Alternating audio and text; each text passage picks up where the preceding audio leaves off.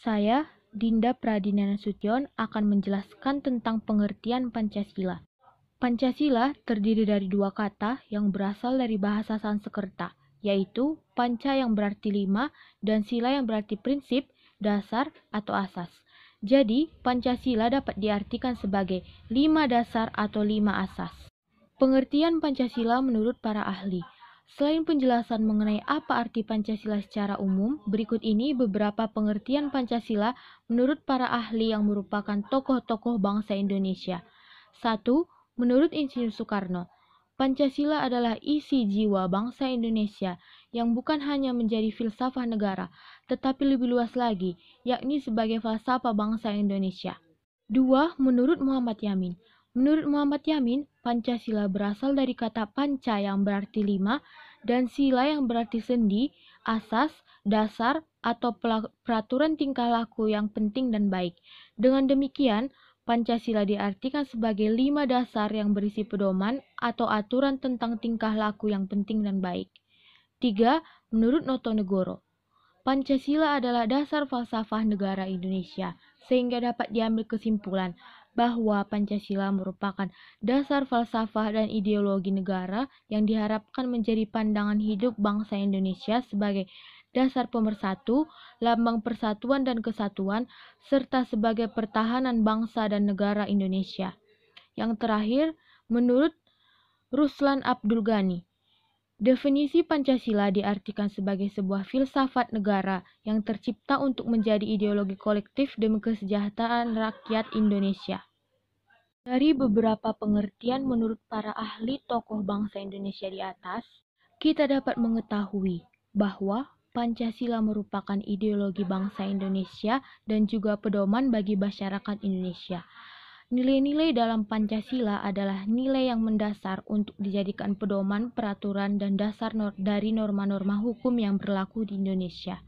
Dengan demikian, Pancasila sebagai dasar negara dan pandangan hidup bangsa Indonesia sudah tertuang di setiap sila Pancasila. Semua sila Pancasila memiliki keterkaitan antar sila atau Pancasila adalah satu kesatuan yang tidak boleh dipisahkan. Jika salah satu dari sila tersebut hilang, maka Pancasila tidak berfungsi. Negara Kesatuan Republik Indonesia sangat memegang teguh Pancasila sebagai dasar dan pedoman yang kuat untuk mencapai tujuan kenegaraan. Dengan demikian, bagi masyarakatnya, Pancasila memiliki arti yang sangat penting dan luas dalam sendi-sendi kehidupan. Arti penting Pancasila dalam kehidupan merupakan dasar filsafat atau dasar falsafah negara. Artinya, Pancasila merupakan suatu dasar nilai serta norma untuk mengatur pemerintahan negara kesatuan Republik Indonesia. Perkenalkan, nama saya Syofia Harahap. Saya akan menjelaskan tentang sejarah lahirnya Pancasila. Pencetusan Pancasila dimulai ketika pemberian janji kemerdekaan oleh Jepang kepada bangsa Indonesia dan dibentuknya BPUPKI pada tanggal 7 September 1945. BPUPKI melakukan sidang pertamanya pada tanggal 29 Mei 1945, di mana Muhammad Yamin mendapatkan kesempatan pertama untuk menyampaikan gagasannya, yaitu Pri Kebangsaan, Pri Kemanusiaan, Pri Ketuhanan, Pri Kerakyatan, dan Pri Kesejahteraan. Selanjutnya, 2 hari kemudian diadakan lagi sidang kedua pada tanggal 31 Mei 1945. Kali ini Supomo menyampaikan 5 asas, yaitu keseimbangan lahir batin, persatuan, musyawarah, kekeluargaan, dan keadilan rakyat. Sehari kemudian diadakan sidang ketiga, tepatnya tanggal 1 Juni 1945, yang dibuka dengan pidato dari Soekarno mengenai 5 asas Pancasila, yaitu kebangsaan Indonesia atau kemanusiaan, mufakat atau demokrasi, kesejahteraan sosial, dan ketuhanan yang Maha Esa. Selain itu, Soekarno juga mengusulkan 3 dasar negara, yaitu Ekasila, Trisila, Pancasila, di mana yang terpilih adalah Pancasila sebagai nama dasar negara. Dan hari itu pula dikenal sebagai hari lahirnya Pancasila. Setelah hari itu, dibentuk pula panitia berjumlah 9 orang yang bertugas untuk merumuskan kembali Pancasila sebagai dasar negara.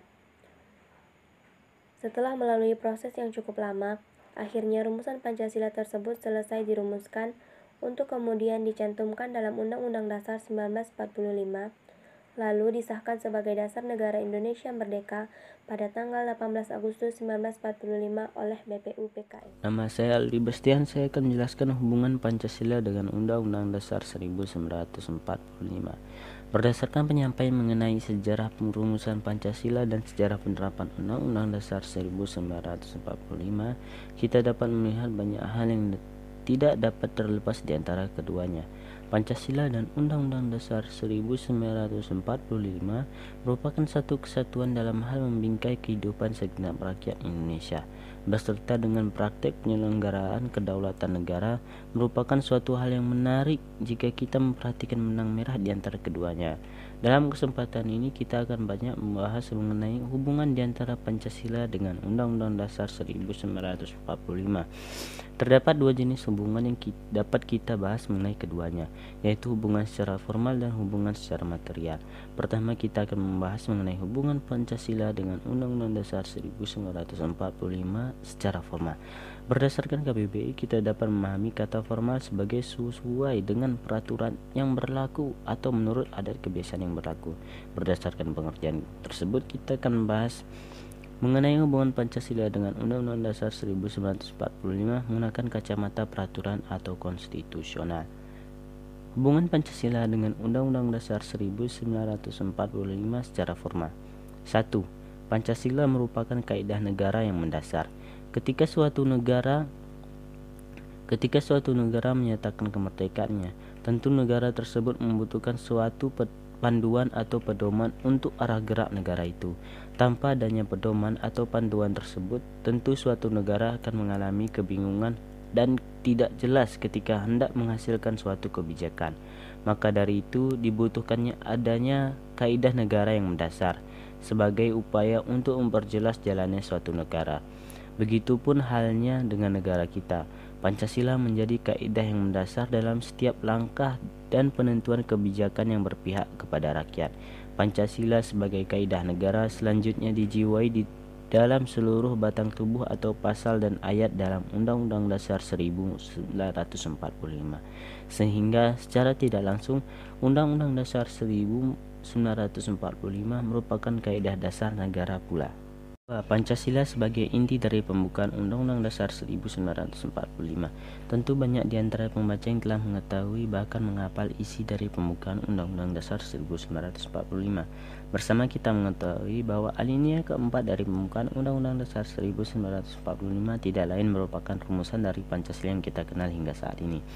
Hal ini menunjukkan bahwa inti dari pembukaan Undang-Undang Dasar 1945 ialah Pancasila itu sendiri.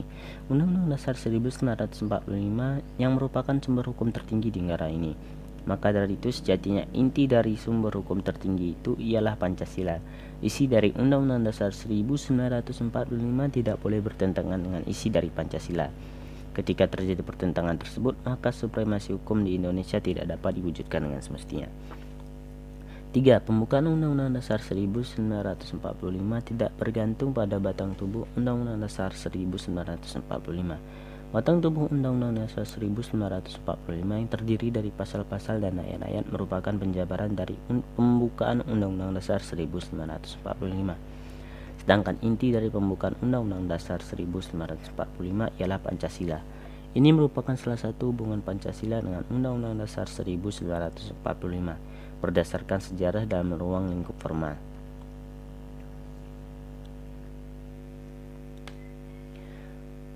4. Pembukaan Undang-Undang Dasar 1945 sebagai pokok kaidah negara. Poin pertama dari hubungan Pancasila dengan Undang-Undang Dasar 1945 ialah Pancasila merupakan kaidah dasar negara, sedangkan inti dari pembukaan Undang-Undang Dasar ialah Pancasila. Maka dari itu, hubungan Pancasila dengan Undang-Undang Dasar 1945 selanjutnya ialah pembukaan Undang-Undang Dasar 1945 sebagai pokok kaidah negara. Ketika pembukaan Undang-Undang Dasar 1945 menjadi pokok kaidah negara, maka setiap tahapan kebijakan publik yang dilakukan oleh pemerintah harus senantiasa berdasarkan pada pembukaan Undang-Undang Dasar 1945 tersebut. Pihak yang memegang kekuasaan legislatif harus selalu mengawasi pemerintah agar pemerintah tetap berpegang teguh pada Pancasila dan ketentuan di dalam Undang-Undang Dasar 1945. Hubungan Pancasila dengan Undang-Undang Dasar 1945 secara material. Selain memiliki hubungan secara formal, Pancasila dan Undang-Undang Dasar 1945 juga memiliki hubungan dalam konteks material. Di dalam KBBI, kata material memiliki arti yaitu bahan yang akan digunakan untuk membuat barang lain. Jika kita berbicara dalam ruang lingkup peraturan perundang-undangan, kata material dapat diartikan sebagai isi atau apa-apa yang dibahas dalam sesuatu. Hubungan secara material di antara Pancasila dan Undang-Undang Dasar 1945 ini akan mengungkap betapa beratnya perumusan dan pemberlakuan Pancasila dan Undang-Undang Dasar 1945. Ibarat dua sisi mata uang yang tidak dapat terlepas di antara satu dengan yang lainnya. Kerumitan dalam perumusan keduanya juga membuktikan bahwa kerja keras para pendiri bangsa bukanlah suatu hal yang patut untuk kita lupakan. 1. Isi Pancasila terangkum dalam 4 alinea Undang-Undang Dasar 1945. Secara material, hubungan Pancasila dengan Undang-Undang Dasar 1945 berdasarkan sejarah ialah isi Pancasila tercantum di dalam alinea keempat pembukaan Undang-Undang Dasar 1945. Lebih dari itu, isi dari Pancasila telah terangkum di dalam setiap alinea pembukaan Undang-Undang Dasar 1945. Di dalam alinea pertama, kita dapat menemukan secara lugas sila kedua dari Pancasila, yaitu kemanusiaan yang adil dan beradab. Sila pertama dapat kita temui di dalam alinea yang ketiga. Sila ketiga terdapat di alinea kedua dari pembukaan Undang-Undang Dasar 1945. Sila keempat dan kelima dapat secara jelas kita temui di dalam alinea keempat pembukaan Undang-Undang Dasar 1945. 2. Pancasila dan Undang-Undang Dasar 1945 sebagai sumber hukum dasar Indonesia. Suatu negara untuk membangun sektor hukumnya diperlukan sumber hukum yang menjadi dasar dari setiap tata aturan perundang-undangan. Sama halnya dengan negara kita, diperlukan sumber hukum tertinggi untuk menjadi dasar bagi setiap hukum yang berlaku di Indonesia. Pancasila dan Undang-Undang Dasar 1945 menjadi dua serangkai yang menjadi sumber dasar hukum di Indonesia. Setiap hukum yang berlaku di Indonesia harus sesuai dengan Pancasila dan Undang-Undang Dasar 1945. Suatu peraturan perundang-undangan tidak akan lulus atau diberlakukan ketika ia bertentangan dengan sumber hukum tertinggi itu. 3. Nilai-nilai Pancasila harus diwujudkan dalam Undang-Undang Dasar 1945. Seperti yang telah disampaikan sebelumnya, inti dari pembukaan Undang-Undang Dasar 1945 ialah Pancasila.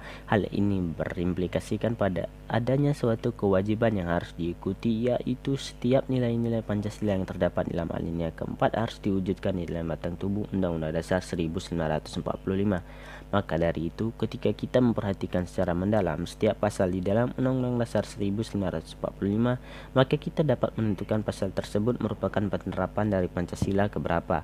Untuk saat ini tidak mungkin ada sila di dalam Pancasila yang tidak terdapat pembahasannya di dalam Undang-Undang Dasar 1945. 4. Pancasila sebagai sumber semangat bagi Undang-Undang Dasar 1945. Ini merupakan salah satu hubungan Pancasila dengan Undang-Undang Dasar 1945 berdasarkan sejarah dalam lingkup material yang paling hangat pembahasannya. Maksud dari Pancasila sebagai sumber semangat bagi Undang-Undang Dasar 1945 ialah dalam setiap pembahasan mengenai pasal-pasal Undang-Undang Dasar 1945 didasari dengan semangat dan tujuan dari keberadaan Pancasila. Assalamualaikum warahmatullahi wabarakatuh. Perkenalkan, nama saya Gita Dwi Anggraini. Saya akan menjelaskan tentang hubungan Pancasila dengan pembukaan Undang-Undang Dasar tahun 1945. Pancasila adalah sebagai inti pembukaan Undang-Undang Dasar 1945 sehingga mempunyai kedudukan kuat, tetap, dan tidak dapat diubah. Pembukaan Undang-Undang Dasar 1945 sebagai pokok kaidah negara fundamental secara hukum tidak dapat diubah oleh siapapun, termasuk MPR dan DPR. Mengubah pembukaan Undang-Undang Dasar 1945 berarti membubarkan negara proklamasi. Pancasila sebagai sumber dari segala sumber hukum dan tertib hukum Republik Indonesia. Perumusan otentiknya termuat dalam pembukaan yang telah pasti demi kepastian hukumnya.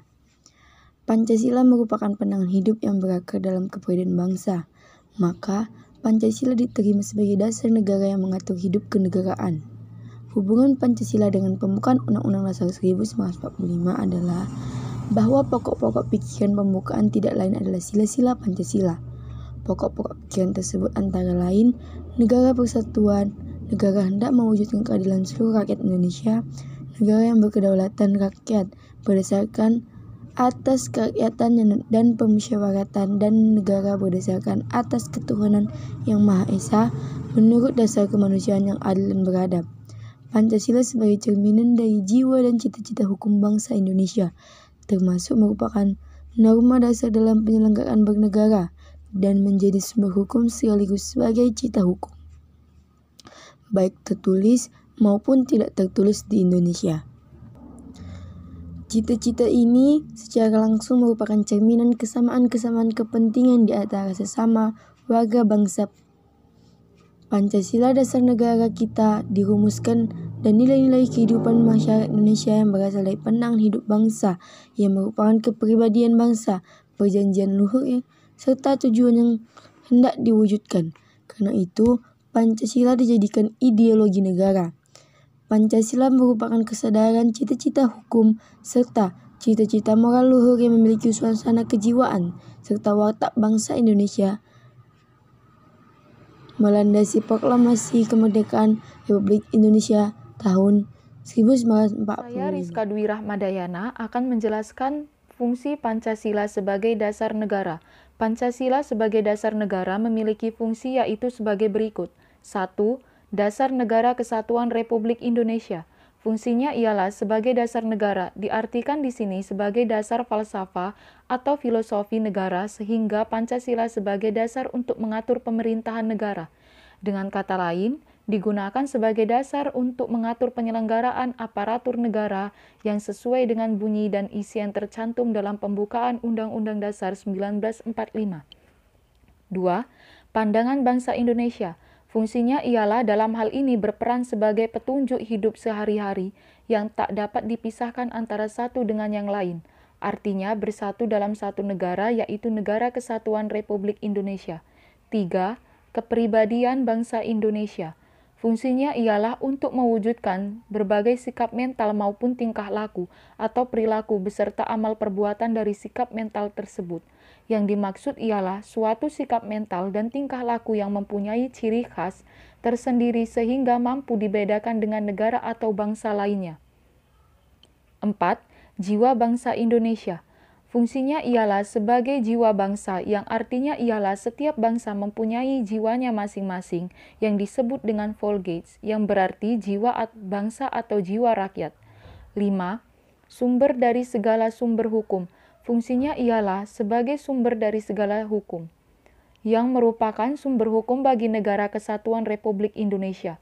Maksudnya ialah sebagai pandangan hidup serta kesadaran dan cita-cita hukum beserta cita-cita moral yang meliputi watak bangsa Indonesia, yaitu mengenai kemerdekaan individu, bangsa atau negara serta keadilan dan kedamaian.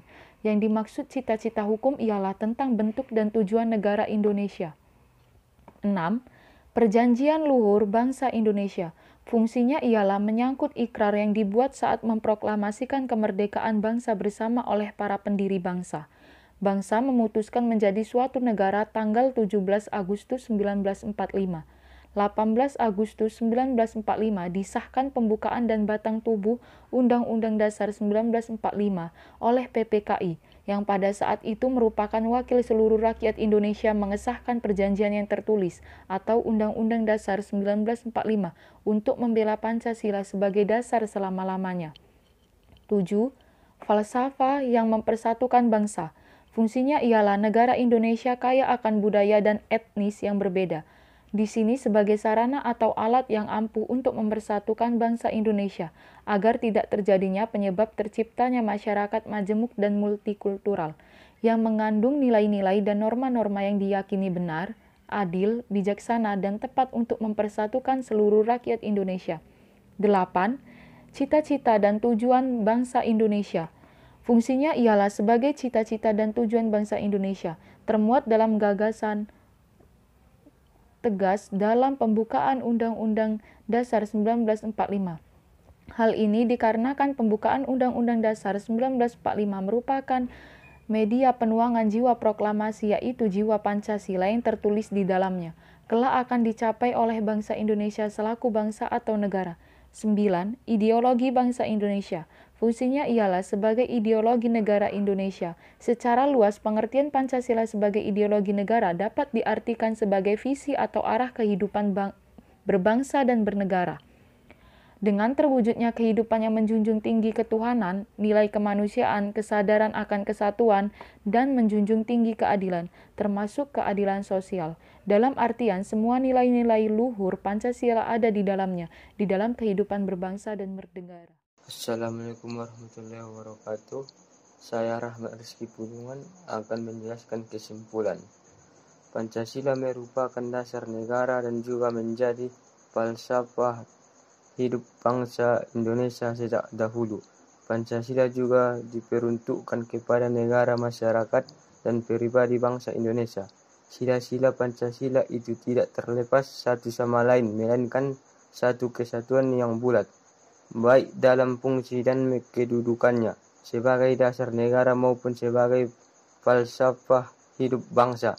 Pengertian kata kesatuan bulat dari Pancasila ini ialah berarti bahwa sila yang satu meliput dan menjiwai sila-sila yang lain. Sila-sila Pancasila itu tidak statis, akan tetapi dinamis, dengan gerakan-gerakannya yang positif dan serasi. Karena ketatanegaraan akan selalu berkaitan dengan tata negara. Karena tata negara merupakan pengatur kehidupan bernegara yang menyangkut sifat bentuk tugas negara dan pemerintahannya. Karena banyak peristiwa-peristiwa penting yang terjadi, yaitu seperti krisis-krisis yang menimpa bangsa-bangsa dan negara. Sebagai reaksi terhadap gejolak kehidupan bangsa, tampak menonjol satu atau beberapa sila saja dari kalimat di atas. Telah diketahui bahwa Pancasila sangat berperan untuk keutuhan negara, dan kelima sila tersebut kehidupan masyarakat akan